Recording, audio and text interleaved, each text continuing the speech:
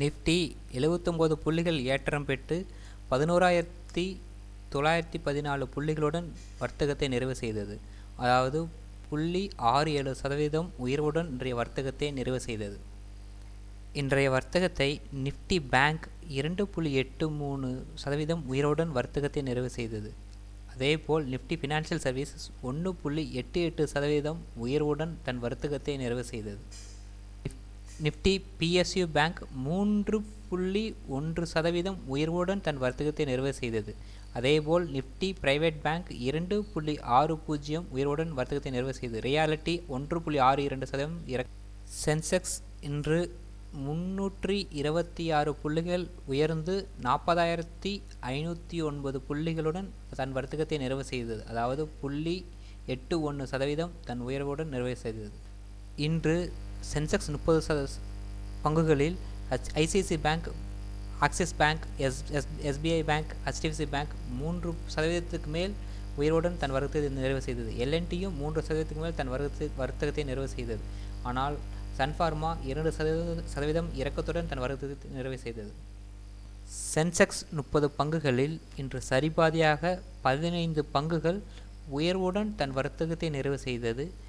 மீதி 15 பங்குகள் இறக்கத்துடன் தன் வர்த்தகத்தை நிறைவு செய்தது.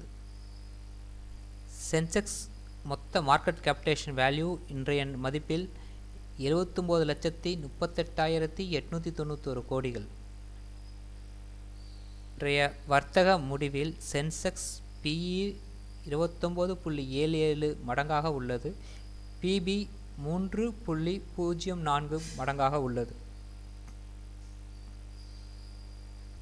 எஃப்ஐஐ இன்றைய சந்தையில் 6,284 கோடிகள் முதலீடு செய்துள்ளனர். 6,323 கோடிகள் வெளியில் எடுத்துள்ளனர். நிகர மதிப்பாக 39 கோடிகள் வெளியில் எடுத்துள்ளனர். இன்றைய சந்தையில் டிஐஐ 4,154 கோடிகள் முதலீடு செய்துள்ளனர். 4,027 கோடிகள் வெளியில் எடுத்துள்ளனர். நிகர மதிப்பாக 126 கோடிகளை முதலீடு செய்துள்ளனர். டாலருக்கு நிகராக ரூபாய் இன்று 72.96 ரூபாயில் வர்த்தகமாகி கொண்டிருந்தது.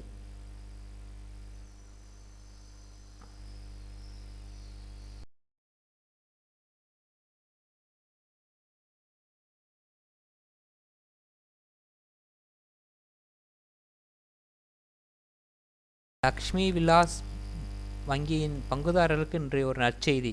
இன்று அதன் பங்கு 16% அதிகரித்து வர்த்தகத்தை நிறைவு செய்தது. அதற்கு காரணமாக கிளிக்ஸ் கேபிட்டல் தன்னுடைய முதலீட்டை எல்பிபியில் போடுவதற்காக பேச்சுவார்த்தை நடத்துவதாக வந்த செய்தியினால் இருக்கலாம். பார்ப்போம் என்ன நடக்குது என்று. வரும் டிசம்பர் 2020 முதல் ஆர்பிஐ ஆர்டிஜிஎஸ் பேமெண்ட் சர்வீஸை எல்லா நேரமும் எல்லா நாளும் செயல்படுத்தலாம் என்று ஆணை வழங்க உள்ளது. இது ஆன்லைன் டிரான்சாக்ஷனுக்கு மிகப்பெரிய உதவியாக இருக்கும் என்று எதிர்பார்க்கிறது. நம்பத்தகுந்த வட்டாரத்திலிருந்து வரும் செய்திகள் வேதாந்தாவுடைய டீலிஸ்டிங் ஃபெயிலியராக வாய்ப்பு இருப்பதாக சொல்கிறார்கள். காரணம் சில டெக்னிக்கல் இஷ்யூனாலேயும் சில அன்கன்ஃபார்ம்டு பிட்ஸ்னாலேயும் இருக்கலாம் என்று சொல்கிறார்கள்.